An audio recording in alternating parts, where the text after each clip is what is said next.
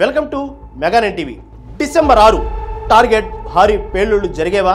దర్యాప్తు సంస్థలు ఆ కుట్రను ఎలా ఛేదించాయి? ఆ పేలుళ్లు జరుగుంటే ఢిల్లీ రూపురేఖలు ఏ విధంగా ఉండేది? దీని అంతటికీ కారణం ఆ ఒక్కడేనా? కేంద్రం అతనిపై ఎలాంటి చర్యలు తీసుకోబోతుంది? అమిత్ షాతో ఢిల్లీ సీఎం రేఖా గుప్తా అత్యవసర భేటీ వెనుక వ్యూహం ఏంటి అనేది ఈ స్టోరీలో తెలుసుకుందాం. ఢిల్లీ పేలుళ్ల ఘటనలో సంచలన విషయాలు వెలుగులోకి వస్తున్నాయి. మన పక్కనే ఉంటూ గోతులు తీస్తున్నారు. భారతీయులు, మరీ ముఖ్యంగా హిందువులే టార్గెట్గా జరుగుతున్న ఈ దాడుల్లో మరిన్ని సంచలన నిజాలు వెలుగులోకి వచ్చాయి.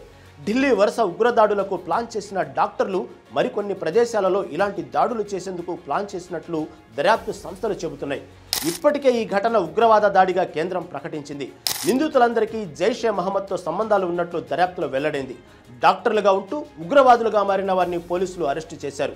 కారు బాంబుతో ఆత్మాహుతి చేసుకున్న వ్యక్తిని కాశ్మీర్కు చెందిన ఉమర్ నబీగా గుర్తించారు. నిందితులందరికీ ఫరీదాబాద్లోని అల్ ఫలాహ్ యూనివర్సిటీతో సంబంధాలున్నాయి. ఇదిలా ఉంటే ఈ కేసులో పెద్ద కుట్ర ఉన్నట్లు విచారణలో వెల్లడైంది. డిసెంబర్ 6 బాబ్రీ మసీదు కూల్చివేత జరిగిన రోజున ప్రతీకారం తీర్చుకునేందుకు దాడులకు పాల్పడాలని ఉగ్రవాదులు భావించారు. దీనికోసం 32 కార్లను కూడా సిద్ధం చేసుకున్నారు. 6 దశల్లో ఒకేసారి బాంబు బ్లాస్ట్ చేయాలని ప్లాన్ చేశారు. ఢిల్లీలోని 6 వేర్వేరు ప్రాంతాలను లక్ష్యంగా చేసుకుని ప్రతీకారం తీర్చుకోవాలని అనుకున్నారు. ఈ కేసులో ఇప్పటి వరకు 4 కార్లను గుర్తించారు. ఇవన్నీ పాత కార్లుగా తేలాయి. దాడులకు పాత కార్లను ఉగ్రవాదులు కొనుగోలు చేశారు. బ్రెజ్జా, స్విఫ్ట్, ఎకోస్పోర్ట్స్ కార్లను పోలీసులు గుర్తించారు. సోమవారం దాడి సమయంలో హుందాయ్ i20 కారును ఉపయోగించారు. పోలీసులకు ట్రేస్ చేసినా దొరకకుండా ఎక్కువసార్లు చేతులు మారిన కార్లను ఉగ్ర డాక్టర్లు కొనుగోలు చేసినట్టు తెలిసింది.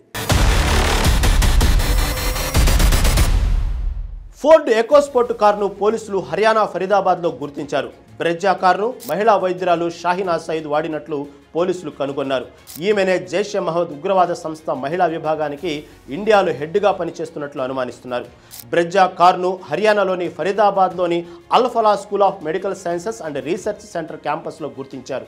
ఈ కేసులో ఉగ్రవాద డాక్టర్లు ఆదిల్ అహ్మద్ రాథర్, ముజ్మిల్ షకీల్, షాహినా సయీద్ను పోలీసులు అరెస్టు చేశారు.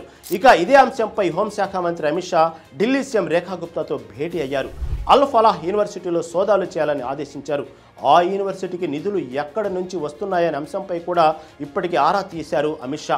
అలాగే యూనివర్సిటీలో ఆడిట్ నిర్వహించాలని కూడా ఆదేశించారు.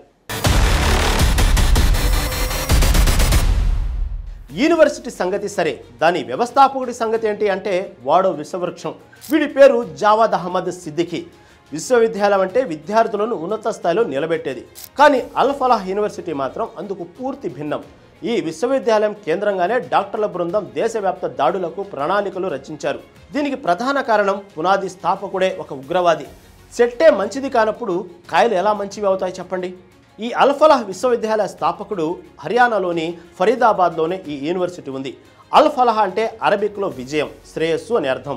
ఇక జావాదు నవంబర్ 15, 1964లో జన్మించాడు. హమ్మద్ అహ్మద్ సిద్దికీ పుట్టిన 3 కుమారుల్లో జావాద్ ఒకడు. మధ్యప్రదేశ్లోని మోహలో పెరిగాడు. ఇది భీమరావ్ అంబేద్కర్ జన్మస్థలం. ప్రస్తుతం ఈ పట్టణం పేరు కూడా మార్చబడింది. ఇక జావాద్ ఇండోర్లోని దేవి అహల్య విశ్వవిద్యాలయం నుంచి ఇండస్ట్రియల్ ప్రొడక్ట్ డిజైన్లో బీటెక్ పూర్తి చేశాడు. అనంతరం జావాద్ కుటుంబం ఢిల్లీకి మకాం మారింది. ఇక 1993లో జామియా మిలియా ఇస్లామియాలో మెకానికల్ ఇంజనీర్ లెక్చరర్గా జావాద్ పనిచేయడం ప్రారంభించాడు. ఇక్కడే అతగాడి కలలు పెరిగాయి. తన ఆశయాలకు విస్తరించేందుకు ప్రణాళికలు రచించాడు.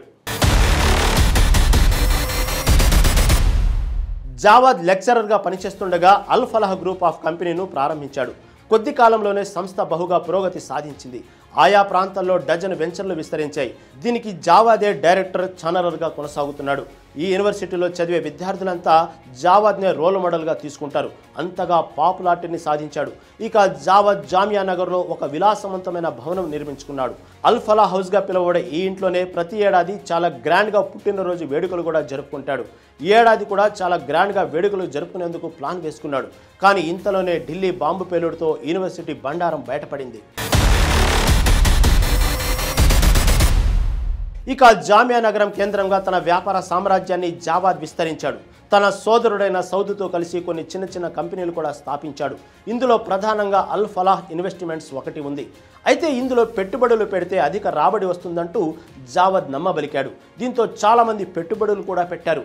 అంతే ఇదే అదునుగా భారీ మోసానికి పాల్పడ్డాడు. ఒక్కసారిగా పెట్టుబడులన్నింటినీ అపహరించాడు. దీంతో 2000లో ఢిల్లీలోని న్యూ ఫ్రెండ్స్ కాలనీలో కేఆర్ సింగ్ అనే వ్యక్తి ఫిర్యాదు మేరకు నంబర్ 43/2000 ఎఫ్ఐఆర్ దాఖలైంది. ఈ కేసును ఢిల్లీలోని క్రైమ్ బ్రాంచ్ దర్యాప్తు చేసి జావద్ను అరెస్టు చేసింది. సోదరుడు సౌద్తో కలిసి 3 ఏళ్లు జావద్ జైల్లో ఉన్నాడు. 2023 మార్చిలో బెయిల్కు అప్లై చేసుకుంటే తిరస్కరణకు గురైంది. పెట్టుబడులను వ్యక్తిగత ఖాతాల్లోకి మళ్లించుకున్నారని ఢిల్లీలోని ఫోరెన్సిక్ సైన్స్ ల్యాబొరేటరీ తేల్చింది. చివరికి 2004లో బెయిల్ లభించింది. ఇక అంతలోనే 2005లో పాటియాలా కోర్టు నిర్దోషిగా విడుదల చేసింది. పెట్టుబడిదారులకు తిరిగి డబ్బులు చెల్లిస్తామని హామీ ఇవ్వడంతో నిర్దోషిగా విడుదల చేసింది. ఇక ఫరీదాబాద్లో స్థాపించిన కళాశాలను అనంతరం అల్ ఫలాహ్ స్కూల్ ఆఫ్ మెడికల్ సైన్సెస్గా 2019లో తరగతులు ప్రారంభించాయి. చౌకగా వైద్య విద్యను అందించడంతో చాలామంది విద్యార్థులు మెడికల్ విద్యను అభ్యసించారు. మైనార్టీ విశ్వవిద్యాలయంగా పేరుగాంచింది. ఇక ఇందులో చదివిన కొంతమంది హిందూ విద్యార్థులు కూడా ముస్లింలుగా మారారని, హిజాబ్లు, బుర్ఖాలు ధరించడం వంటివి జరిగినట్లుగా తెలుస్తుంది.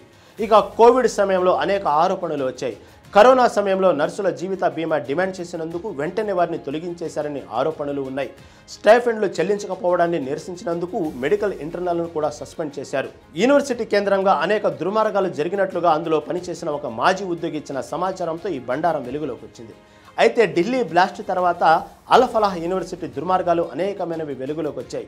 ఈ యూనివర్సిటీ కేంద్రంగా దేశవ్యాప్తంగా వైద్యులు మారణ హోమం సృష్టించాలనే ప్రణాళికలు రచించినట్టుగా దర్యాప్తు సంస్థలు కనిపెట్టాయి. దర్యాప్తు సంస్థలు ముందుగానే అప్రమత్తం అవ్వడంతో ఈ కుట్రకోణం బయటపడింది. లేదంటే దేశంలో మరిన్ని దాడులు జరిగి ఉండేవి, ఎంతోమంది ప్రాణాలు పోయేవి. ఇంత పెద్ద కుట్రను ఛేదించిన దర్యాప్తు సంస్థలకు ఖచ్చితంగా సెల్యూట్ కొట్టాల్సిందే.